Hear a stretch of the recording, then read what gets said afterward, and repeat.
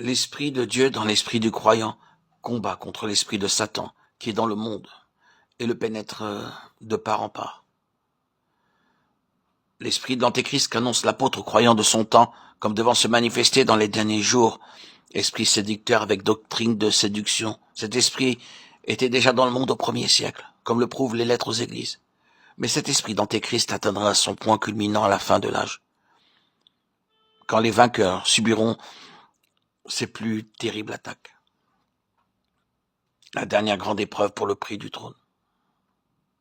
Le fait de cette guerre est le premier point que je veux souligner, à la fin de l'âge. Le grand combat où sont engagés les vainqueurs est contre les œuvres du diable dans le monde, et contre Satan lui-même. Satan est l'esprit qui agit à l'arrière-plan dans le monde et par le monde. Si vous êtes d'accord avec l'esprit de l'Antéchrist et l'esprit du monde, il n'y a pas de combat.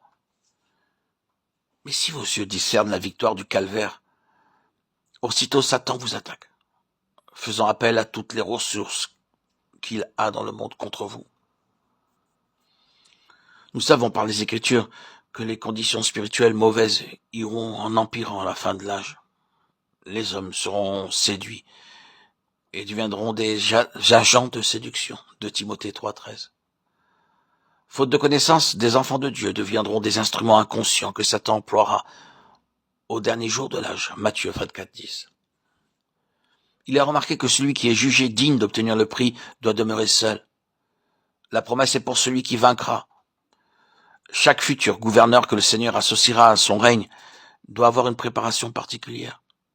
Son milieu et les attaques de Satan sur lui sont permises et mesurées par Christ pour amener les résultats désirés. 1 Corinthiens 10,13.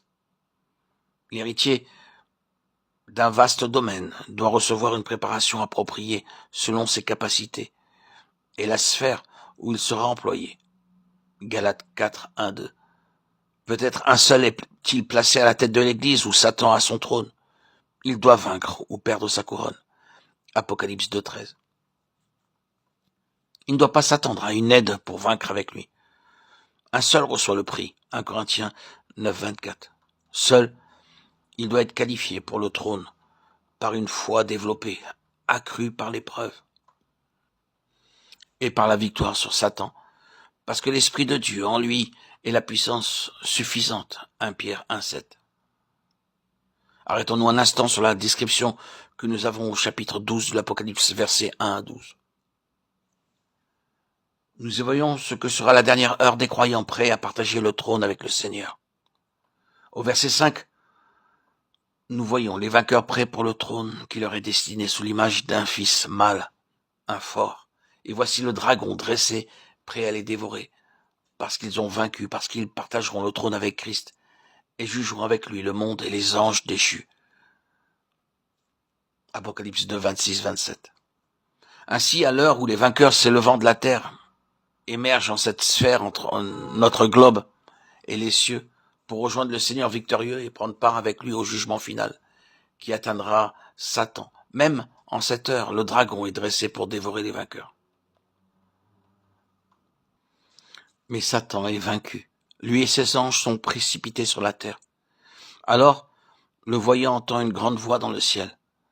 Maintenant est venu le salut et la puissance et le royaume de notre Dieu et le pouvoir de son Christ. Car l'accusateur de nos frères, qui les accusait jour et nuit devant Dieu, a été précipité.